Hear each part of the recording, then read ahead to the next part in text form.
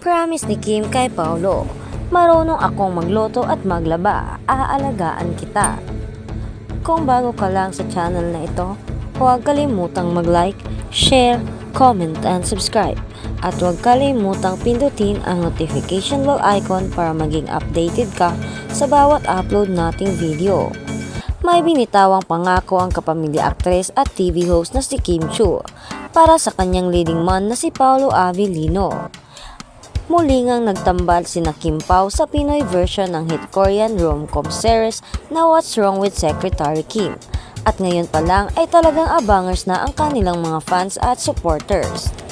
Bilang bahagi ng kanilang promo ay nag-guest sina Kim at Paolo sa It's Showtime, kung saan may pasample pa silang production number na talagang ikinatuwa ng mga manunood.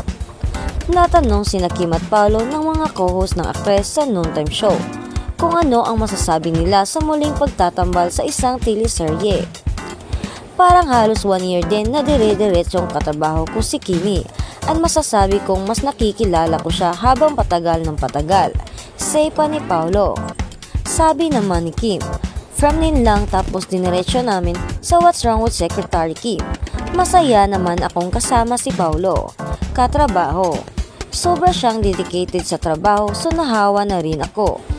This is a feel-good project at nakaka-happy to do a Philippine adaptation ng isang sikat na Korean drama, dagdag pa ni Kim.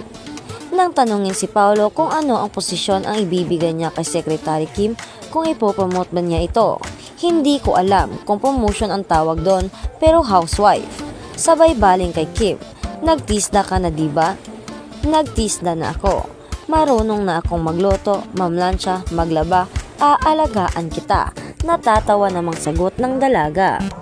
Samantala, umaapaw na kilig at tatak Pinoy talaga ang ibibida ni Kim at Paolo sa local adaptation ng K-drama na What's Wrong with Secretary Kim, na eksklusibong mapapanood lang ngayon sa Vaio. Ibinabahagi ni Kim na makaka-relate ang mga manonood sa Vaio original adaptation dahil ipapakita rito ang kultura ng mga Pilipino. As proud Pinoy, maraming nilagay ang mga writers namin and everyone involved sa paggawa ng Secretary Kim na Philippine version. Maraming Filipino touch such as family-oriented or yung mga more comedy side. Actually, kapag pinapanood mo siya side by side, medyo pareha siya sa Korean counterpart. Pero yung story namin is more Filipino and mas nakaka-relate yung karamihan, sabi naman ni Kim sa MediaCon ng serye. There's always a pressure whenever you do an adaptation. But what we did was to stick to the script and be true to our culture to show how well we can do it as a Filipino. Dagdag pa ni Paolo. Ipinamalas din ni Kim Pao ang kanilang pangmalakasang chemistry dahil siksik sa kilig at good vibes ang mapapanood sa kauna-unahan nilang rom-com serye bilang kanilang mga karakter na sina Secretary Kim at Brandon Manansala Castillo o BMC. This one's gonna be really different. Kung naghahanap kayo ng magpapasaya, magpapatawa at magpapakilig sa inyo, ito yung palabas na dapat nyong subaybayan.